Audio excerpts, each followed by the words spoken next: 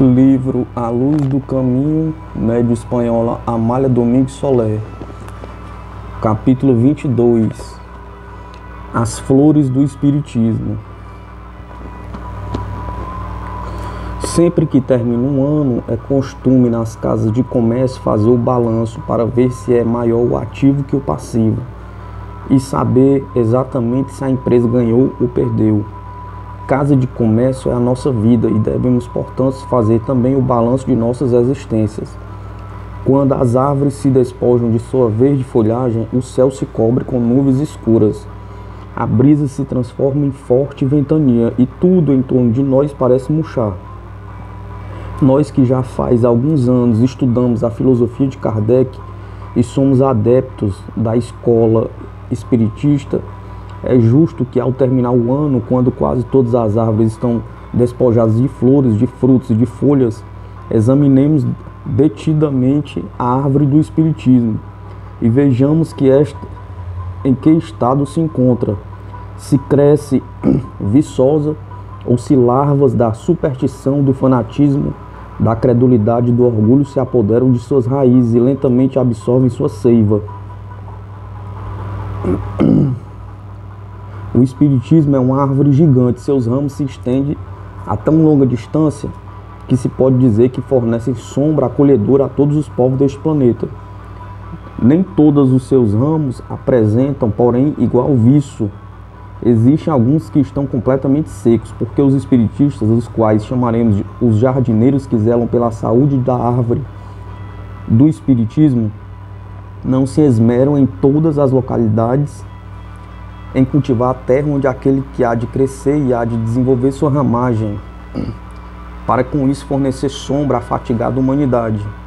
Dizem no espírito que os atuais espiritistas se assemelham aos pequeninos que corriam de um lado a outro, produzindo alvoroços e ruídos. E em honra à verdade, a comparação não pode ser mais exata.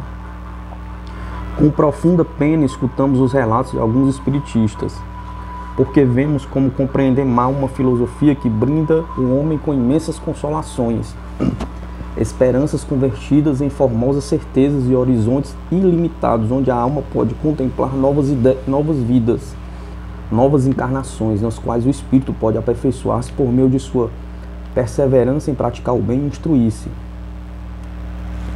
Esta verdade, esta justiça, esta lógica, este desenvolvimento da vida fica reduzido pelo procedimento indigno de alguns indivíduos.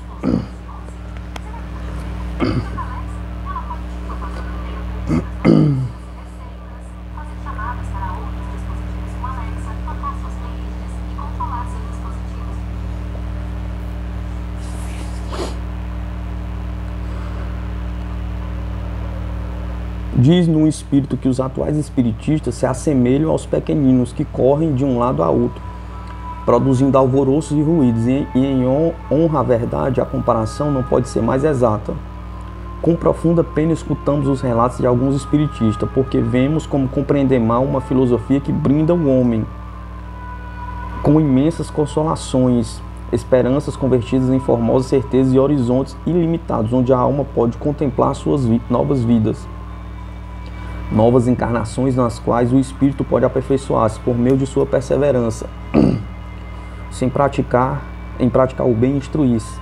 Em verdade, esta justiça, esta lógica, este desenvolvimento da vida fica reduzido pelo procedimento indigno de alguns indivíduos a um grande prejuízo, a uma ameaça terrível contra a paz e a tranquilidade da família.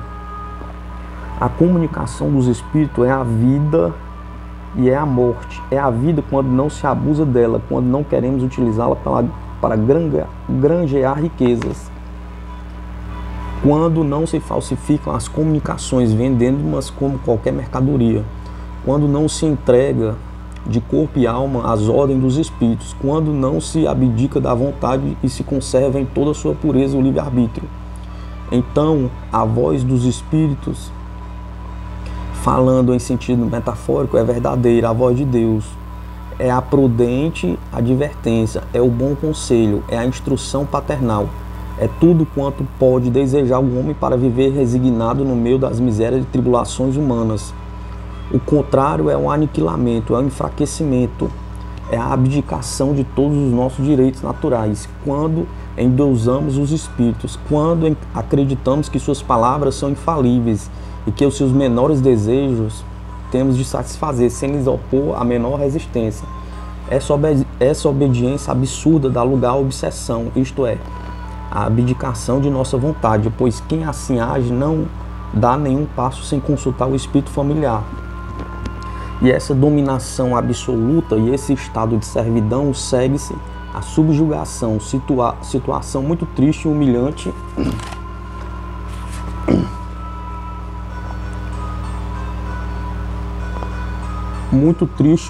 para o homem, porque ele se torna assim dócil instrumento de espíritos rebeldes, vingativos e irados. Outras vezes, sob tal influência, rompe violentamente com as leis naturais, deixa de se alimentar ou devora todos os alimentos que colocam ao seu alcance, produzindo por fim graves lesões orgânicas em seu pobre corpo, combalido por tão diversas sensações. Em muitos dos desgraçados que gemem nos manicômios, que nunca ouviram falar de espiritismo, a causa principal de sua loucura é a obsessão ou a subjugação completa, que trata convenientemente desde cedo por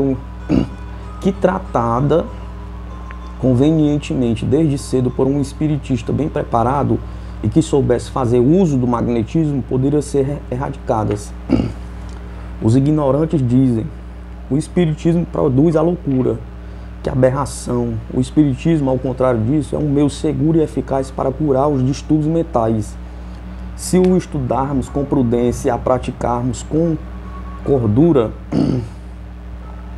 o espiritismo pode converter o inferno em céu, pode dar resignação ao mais desgraçado, pode despertar o sentimento dos corações mais endurecidos, pode fazer generosos ao mais avaro. E não pense que exageramos, porque estamos apaixonados por nosso ideal. Não, é que disso temos prova e vamos apresentá-las. Do presídio de Melilla, cidade e porto espanhol situado ao norte da África, onde, como diz muito bem um prisioneiro, tudo é trabalho, ruído e maldições. Cópia fiel do inferno bíblico, recebemos uma carta de um interno, da qual transcreveremos alguns parágrafos, para demonstrar como pode penetrar a luz nas mansões de dor.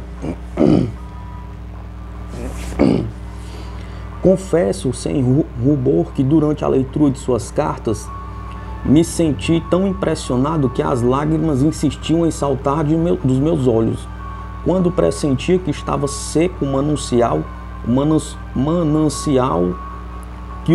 que as engendrava.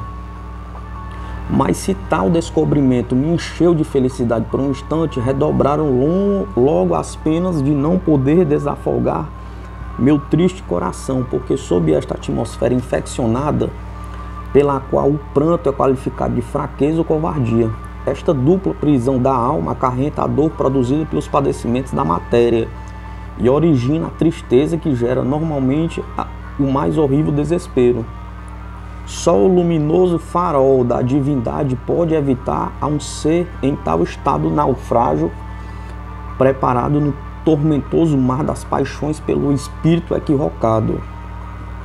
E com efeito, quando agoniado pelo rude peso da fatalidade e carente já de forças para resistir a seus ataques, me dispunha a resolver o problema capital, cuja ideia acariciava com deleite minha delirante imaginação. Foi aí que a filosofia de Kardec produziu em meu organismo uma metamorfose completa, desenvolvendo a minha alma a confiança e quietude que antes carecia. Como consequência imediata, um poder irresistível me inclina ao estudo profundo do Espiritismo e deduzo pela fé que me anima que minha empreitada será coroada de êxito. E como entendo que você, ainda que inconscientemente, teve uma parte muito ativa em minha regeneração, faltaria ao principal dever da criatura se não lhe fizesse patente o testemunho de minha simpatia e agradecimento eterno, que não duvido aceitará.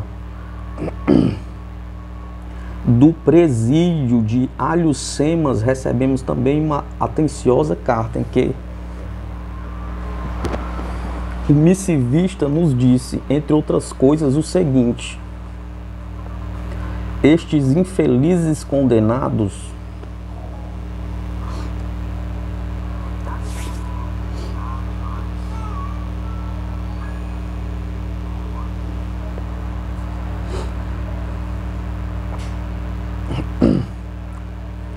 do presídio de Alhos Cemas, recebemos também uma atenciosa carta que o missivista nos disse, entre outras coisas, o seguinte: estes infelizes condenados carecem hoje daquele bálsamo que sem dúvida cicatrizava as peçonhentas feridas, que ora por sua falta de experiência, ora pela involuntária culpa houve por bem conduzir-nos a esta tão cruel situação.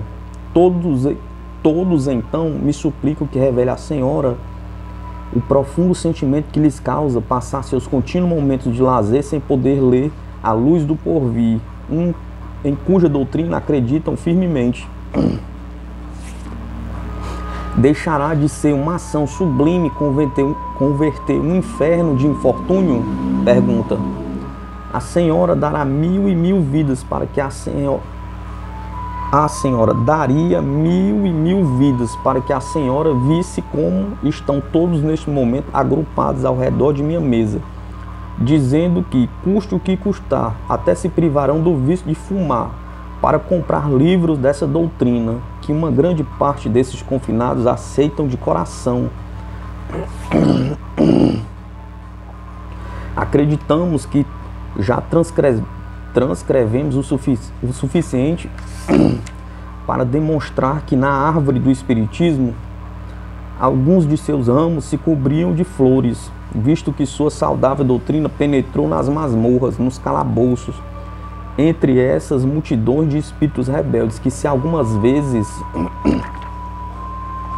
a justiça humana está cega e castiga seres mais desgraçados que culpados, em outras ocasiões condena homens que fazem que duvidemos por sua ferocidade a que raça pertencem, e a conversão de um desses desventurados tem importância maior que a de 1000 homens honrados, porque estes não fazem mal a ninguém, nem se prejudicam a si mesmos, mas o criminoso trabalha em sua ruína e na de quantos o rodeiam. Por esta razão, mais alegria nos causa a carta de um presidiário que aceite o Espiritismo que as declarações de eminentes sábios em favor da doutrina espírita. Eis aqui o único prêmio a que aspiramos por nossa constante propaganda espírita: que a luz da razão ilumine a tenebrosa consciência dos culpados e que, resignados em suas penas, trabalhem seu progresso indefinido. Quando o Espiritismo for bem compreendido, serão desnecessários os presídios. Oremos ao céu para que as flores espiritistas se convertam em abundantes e sazonados frutos nos anos vindouros, e no presente aumente a seiva de suas flores. A nós nada nos dá tanto prazer como trabalhar pelo bem da humanidade. Compreendemos que as religiões deixaram profundas marcas e é necessário apagá-las com a esplendente luz da verdade. Dispostos, pois, nos encontraremos para receber a comunicação de um Espírito que nos foi anunciado pelo guia de nossos trabalhos. Obrigada, Amália. Meu espírito, que muito pecou, chega hoje até você para contar uma parte de sua história. Não a desdém porque alguns detalhes sejam repugnantes. É necessário dizer a verdade nua e crua para fazer compreender às mulheres a degradação a que estão submetidas. Na minha última existência pertencia ao sexo frágil. Minha mãe morreu ao me dar a luz e meu pai, como nasci fêmea, me recebeu com desagrado, entregando-me a uma irmã sua, abadesa de um convento, e nunca mais se preocupou comigo. Só o via em breves momentos no instante que recebi a bênção nupcial. Minha infância correu tranquila, pois se não tivesse o amor de meus pais, como era imensamente rica e além disso sobrinha da abadesa, toda a comunidade me acariciava e algumas freiras até me amavam. Completei 10 anos ignorando as impurezas que me rodeavam. Meu organismo estava bem desenvolvido e minha formosura era notável. Minha tia recebia em sua cela numerosas visitas de altas dignidades eclesiásticas, que me acostumaram a perder o pudor e a sentir sensações dolorosas quando alguns deles me acariciavam e me sentavam sob suas pernas. Quisera comunicar-lhe todas as infâmias que comigo se cometeram nos meus primeiros anos, mas como existem detalhes desonestos e repugnantes, somente direi que me impuseram por penitência, quando não tinha ainda completado 10 anos.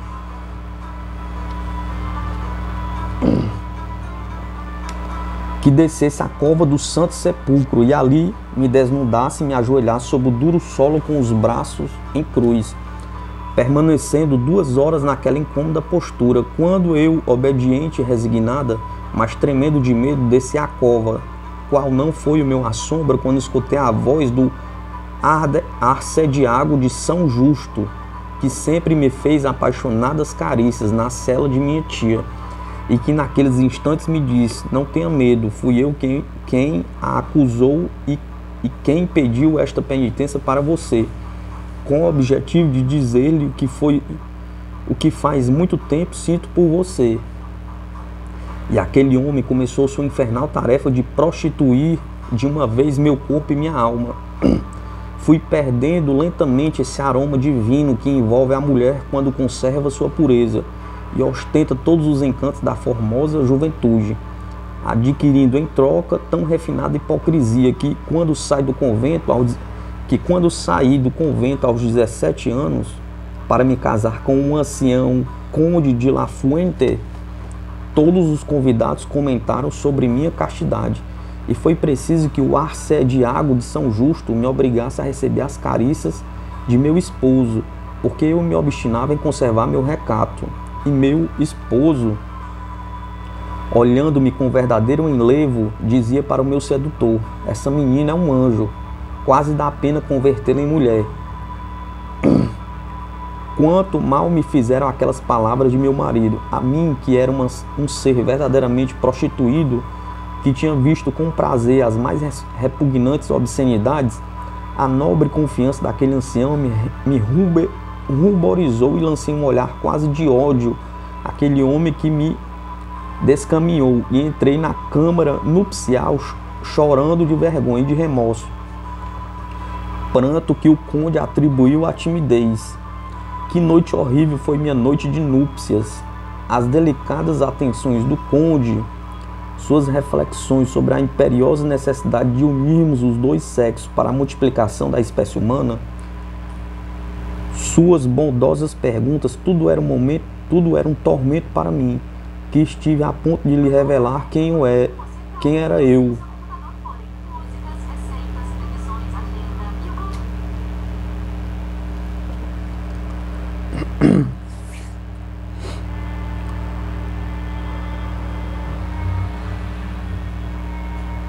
Porque enganá-lo estava acima da baixeza de meu espírito. Quando amanheceu, lancei-me fora do leito, pretextando que, apesar do meu novo estado, não esquecia minhas orações matutinas, e fui até a capela do castelo para chorar, porque aquilo me afogava. O arcediago de São Justo, que era meu confessor e de meu esposo, esperava-me, porém, para fazer-me frenéticas carícias e apagar de minha mente toda sorte de remorso. Que transição! O conde, tão complacente, olhando meu corpo sem atrever a profaná-lo, e o ministro de Deus, dominado pela paixão e pela luxúria mais extraordinária, me enlouquecia por completo, fazendo com que eu esquecesse momentaneamente uma noite que nunca esquecerei. 10 anos eu vivi unida ao conde, que me adorava como uma santa, porque eu seguia tão hipócrita que era tida como modelo de rígidos costumes, até o ponto de voluntariamente me impor penitências de jejuns, retirando-me para uma torre que se chamava Atalaia da Oração, onde havia um altar com uma imagem do crucificado e um estrado com um rolo de esparto que servia de travesseiro ao penitente, que ali se recolhia pelo espaço de 9 dias para jejuar e purificar-se por meio da oração e dos cilícios. Aí eu ia por ordem de meu confessor, apesar das súplicas de meu esposo, que dizia ao nosso diretor espiritual que não fosse tão severo comigo, porque a seus olhos eu era um anjo, não tanto como parece, replicava meu confessor com aspereza. É necessário castigar os impulsos da carne, e ele mesmo me acompanhava à torre para satisfazer naquele retiro seus impuros e desordenados desejos. Entregava-se com tal loucura à brutalidade de suas paixões que me punha realmente doente. Quando se cumpria a novena e meu esposo e seus servidores vinham em procissão tirar-me da torre, diziam todos com admiração: a condessa é uma santa. Olhe-na, não parece ela? E aquelas celebrações me humilhavam tanto que ia com a cabeça baixa sem atrever-me a olhar para ninguém. Para ninguém. Não é necessário que alguém acuse o pecador. A própria culpa o acusa de uma maneira implacável. Posso lhe assegurar que fui profundo e imensamente infeliz, porque vivi entre duas afeições, e uma repelia a outra. Meu esposo era um desses seres cavalheirescos, nobre, distinto, amoroso, delicado, que me tratava com tantas considerações e tinha cega confiança em mim. Eu agradecia sua ternura e me achava muito bem ao seu lado. Quando meu confessor se ausentava para cumprir ordens superiores, eu respirava melhor. Mas quando me aprisionava em seus braços, quando me pedia conta de todos os meus atos, quando até me maltratava por seus terríveis ciúmes, sentia um prazer maldito ao ver-me tão loucamente amada. Ao mesmo tempo que sentia grande horror, porque era tão ávaro de todas as minhas sensações que não me permitiu desfrutar do carinho maternal nem filial. 2 filhos tive, e os 2 foram afogados por ele, na dúvida de que seriam seus filhos. Meu esposo, antes de morrer, fez vir um irmão seu, jovem e bem posto, e declarou solenemente que, já que ele não tinha perpetuado a raça, tendo a desgraça de ver morrer, ao nascer seus 2 filhos, que passado 1 ano de viuvez trocasse minhas vestes de viúva pelas galas de noiva, casando-me com seu irmão, que demonstrou um grande contentamento, porque eu ainda era uma mulher belíssima e tinha fama de possuir relevantes virtudes. Morreu meu esposo, e sua morte me tranquilizou por um tempo, enquanto aumentaram minhas inquietudes, porque o irmão de meu marido sentiu por mim uma verdadeira paixão. Mas ainda declarou-me que fazia tempo que me amava e que havia viajado para não cometer uma traição. Homem despreocupado e conhecedor das misérias humanas, embora cumprisse com os preceitos da religião do seu país. Não era, como foi meu esposo, um fiel servidor dos sacerdotes, mas sim, muito pelo contrário. Com a morte daquele alterou-se por completa a ordem em minha casa, e já não era mais meu confessor, o chefe da família. Um dia, quando este último me disse que devia purificar-me fazendo uma novena na torre da oração, meu prometido se opôs abertamente, dizendo que de nenhuma maneira consentiria. Eu sofri então uma angústia inexplicável, porque pressenti que um desenlace terrível acabaria ocorrendo. Me dava pena ver meu futuro esposo, porque sentia que ele realmente me amava, e eu lhe agradecia. Desejava a morte de meu confessor quando estava longe de mim, mas quando me aprisionava em seus braços, apoderava-se de meus sentidos uma exaltação extraordinária, e eu obedecia cegamente aos seus pedidos. Por isso, não titubeei em lhe obedecer quando, na véspera de meu casamento, me ordenou que, quando estivesse a sós com meu marido, na câmara nupcial, lhe oferecesse uma taça de vinho antes de ser sua, e que, infeliz de mim, se não cumprisse fielmente seu mandato. Meu confessor abençoou meu segundo enlace. Tudo foi festa e regozijo durante o dia. Chegou a noite e eu tremia convulsivamente quando entrei na câmara nupcial, seguida de minhas serviçais, que tiraram as vestes, deixando-me coberto por uma ampla túnica de seda branca. Meu esposo entrou sorrindo docemente. Eu peguei uma taça de ouro que havia sobre a mesa, verti nela vinho de Chipre que havia numa jarra de cristal da Boêmia e a aproximei de meus lábios, sem que esses se umedecessem, e depois a apresentei a meu esposo, dizendo-lhe com ternura: comece a beber na taça da vida. O conde, embriagado de felicidade, disse: em sua boca está minha vida, e selou minha boca com um beijo. Beba, beba, eu quero. E aproximou-se a taça de meus lábios, sorrindo como deve ter sorrido o anjo mau quando se fez dono de uma grande parte da humanidade.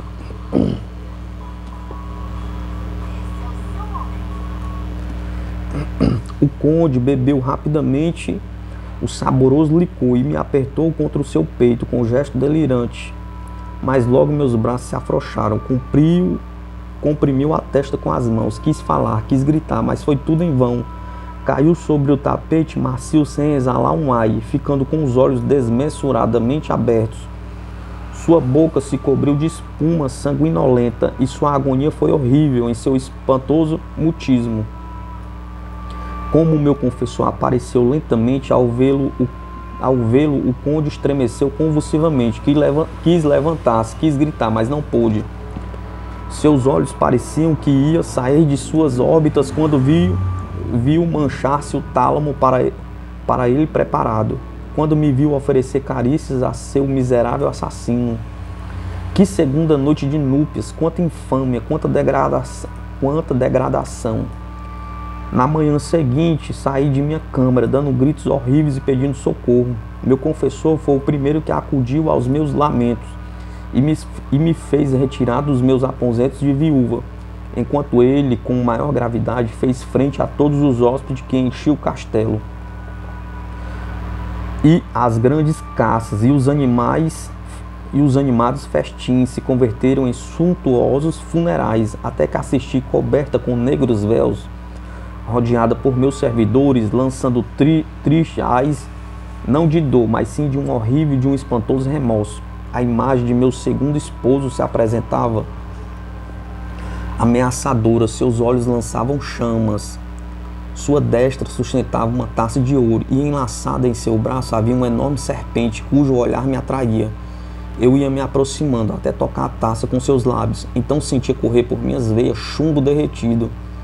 Estremecia violentamente e lançava gemidos aterradores, até o ponto em que meus servidores quiseram me tirar do templo, pois não foi possível, pois uma força desconhecida me fazia permanecer no lugar onde apurei a taça dos meus espantosos sofrimentos. Transcorreu um mês, na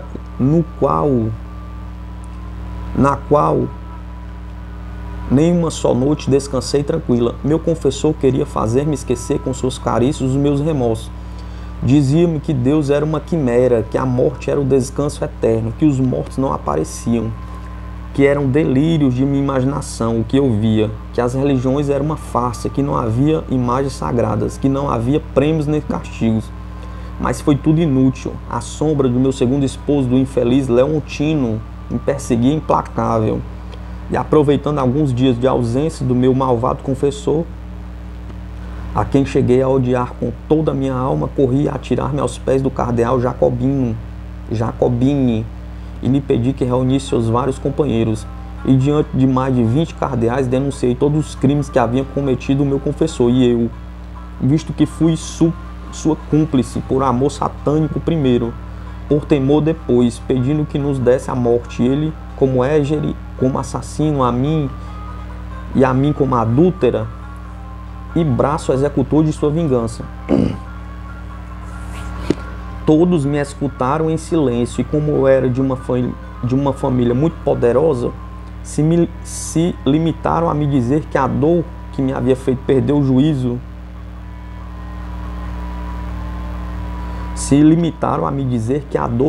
me havia feito perder o juízo, e a única coisa que fizeram foi encerrar-me num convento, onde o próprio cardeal Jacobini me assediou com suas visitas. Meu confessor chegou até mim valendo-se de seu poder. Chegaram a se encontrar frente a frente os dois rivais, e o que não consegui com minha confissão, eu consegui com meu desdém. O cardeal, ao ouvir de meus lábios que o odiava, como a todos que chamavam ministro de Deus, se enfureceu, jurando a meu confessor que iríamos ambos para a fogueira. Que formosa promessa! Pensava-me tanto a vida que somente pensava em morrer. Pesava-me tanto a vida que somente pensava em morrer. Você talvez perguntasse por que não apelei ao suicídio. Não sei, em mim havia um acúmulo de desencontradas ideias. Ora acreditava no céu, no inferno, no purgatório, no juízo final. Ora pensava que com a morte tudo terminava. Havia amado o meu confessor? Perguntei. Não, porque o odiava e lembrava com horror minha terna infância prostituída por ele. Os sacrilégios cometidos diante de imagens veneradas, o modo infame com que estive enganando 10 anos o melhor dos homens, e a morte de meus filhos e o que mais me indignava era recordar sua satisfação maldita até diante de meu segundo esposo, cuja agonia não podia suportar. O processo foi rápido. Eu informei com riqueza de detalhes todos os nossos crimes, pois queria vingar a morte de 3 inocentes. E o dia em que vesti a infamante roupa, o dia em que foi atrás de meu confessor até a fogueira, creio que foi o mais infeliz de minha vida, porque pela primeira vez via cumprir um ato de justiça. Quando nos colocaram sobre a pira, respirei e dei graças a Deus. E posso dizer que não sofri grandes dores, porque me sustentou em seus braços o espírito do meu primeiro esposo e o nobre ser que tão inocentemente havia me amado. E ademais tinha me atormentado tanto o fogo devorador do remorso que as chamas da terra não me fizeram sentir dores mais agudas. Isto eu posso assegurar. Fiquei como que adormecida, com um sono fatigado. Depois a calma, o cessar completo das lembranças dos pressentimentos, o repouso da escuridão, o silêncio do deserto. Como Deus é bom, tão bom que concede ao espírito a recuperação das forças gastas em cada existência. Meu despertar não foi horrível, mas sim doloroso, porque me vi humilhada, envilecida, dominada pelas mais baixas paixões. Parecia-me que não existia na terra um ser tão desprezível que eu, mas meu bom esposo me consolou, dizendo que não havia em mim tanta degradação. Quando tanto havia sofrido fazendo o papel da mulher impecável, que em mim tinha existido mais debilidade do que infâmia. E na nobre decisão de haver querido o castigo do meu crime, se via claramente que meu espírito começava a se levantar do lodo imundo da concupiscência, procurando os reflexos da eterna luz. Não me separei dos conventos da terra e tenho inspirado as jovens educandas que protestem, que digam que estão doentes e saiam dessas horríveis cavernas, porque, embora existam verdadeiros santuários onde mulheres ignorantes acreditam servir a Deus, jejuando e rezando, há, por outro lado, mosteiros onde a degradação chega ao extremo, diante dos quais os prostíbulos parecem casas de oração, em face do desacerto que se cometem e dos crimes que têm por efeito fazer desaparecer aternos seres antes que lance seu primeiro choro. Não estou bem, não tenho tranquilidade. Você mesma pode percebê-lo ao sentir sensações desagradáveis que produzo em seu frágil organismo. Mas trabalho quanto posso para despertar a inteligência de muitas mulheres que ainda acreditam que são seres privilegiados,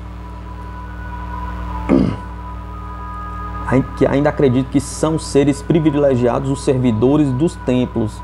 Quisera me comunicar em outros lugares, mas você foi a primeira que, por contentar ao espírito que lhe guia os trabalhos, acendeu a meu ardente desejo, compreendendo que lhe repugna relatar infâmias, mas acredite, é necessário cauterizar a grande ferida que existe no corpo social, e a voz dos espíritos, a voz daqueles que profanaram os altares, deve ressoar na terra, deve ser ouvido de polo a polo para difundir a luz aos que ontem viveram nas mais espantosas trevas. Alegre-se, Amália, alegre-se por ser a fiel intérprete de muitos pecadores. Meu trabalho terá sua recompensa, e esta será tão imensa que hoje não lhe é permitido nem pressentir, porque sua expiação tem de cumprir-se. Adeus, Amália, afastem-me agora de você, porque há alguém que solicito vê-la por seu corpo enfermo, e me prometem que não será esta última vez que com você me comunico. Espírito de Margarita. Tudo quanto disse esse espírito é a mais pura verdade. Todo o tempo que empregamos em escrever esta triste narração, estivemos num estado especialíssimo. Nossa habitual melancolia adquiriu o tom de uma indefinível contrariedade. Olhamos em torno de nós e tudo nos pareceu mais sombrio, mas compreendemos que é necessário demonstrar a verdade pintando com vivas cores os quadros da vida, infelizmente dominada pelo fanatismo religioso. Preciso é que a razão impere, que a mulher não esteja em contato com um homem celibatário cheio de paixões e de desejos que, desbordados como rios que saem de seu curso, fazem a desgraça deles mesmos e das infelizes que obedecem às suas humilhantes imposições e por isso sofrem. Dizemos para terminar o que dissemos ao começo desse artigo. Não há novidades. A horrível realidade dos vícios supera toda a ficção que poderia inventar o talento do homem. Trabalhemos para que chegue um dia em que o vício fuja envergonhado da terra, ao não encontrar quem o acolha em seus braços. A luz do caminho, média espanhola, Amália Domingos Soler. Aqui o relato do espírito que foi escravizado pelo poder religioso, né? Depois a gente passa para o capítulo 23, próximo vídeo.